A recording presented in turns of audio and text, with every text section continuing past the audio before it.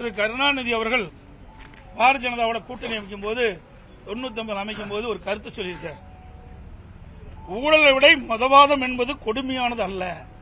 திரு கலைஞர் அவர்கள் திராவிட முன்னேற்ற கழகம் பாரதிய ஜனதா கட்சியோடு கூட்டணி வைக்கின்ற பொழுது அவர் சொன்ன கருத்து ஊழலை விட மதவாதம் என்பது கொடுமையானது அல்ல அப்படின்னு அவர் கருத்து சொல்லியிருக்கிறார்.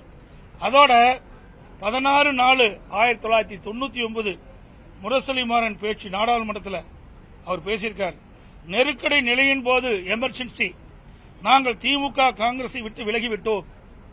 இப்போது நாங்களும் ஜனசங்கம் பாரதிய ஜனதா உறுப்பினரும் மார்க்சிஸ்ட் தோழர்களும் சிறையில் தோழர்களானோம். காரணம் எதுவாக இருந்தாலும் எங்களுடைய நீண்டகால அரசியல் வரலாற்றில் நாங்கள் அனைவரும் ஒதுக்கப்பட்ட மக்களுக்காகவும் சிறுபான்மை மக்களுக்காகவும் ஆதரவு அளித்து பாதுகாப்பு வந்திருக்கிறோம் என்று அவர் பேசியிருக்கிறார். அதுக்கு அடுத்தது 23/6/1999 முரசொலி கட்டுரையில் திமுகவினருக்கு அந்த கட்டுரையில் தெரிவிக்கப்பட்ட கருத்து சிறுபான்மை மக்களிடம் பாரதிய ஜனதா கட்சியை பற்றி ஒரு சந்தேகத்தை ஒரு சிலர் உருவாக்கி வைத்திருக்கின்றார்கள் என்பது உண்மைதான். பொய் பிரச்சாரம் செய்கின்றார்கள். அதற்கு ஈடு கொடுத்து அதை முறியடிக்க வேண்டிய பொறுப்பு திமுக இளைஞர்களுக்கு ஆகிய உங்களுக்கு உண்டு என்று தெரிவிச்சிருக்கார். அப்பெல்லாம் பாரதிய ஜனதா இவர்களோடு இணைந்து பணியாற்றுகின்ற பொழுது இனிச்சுது.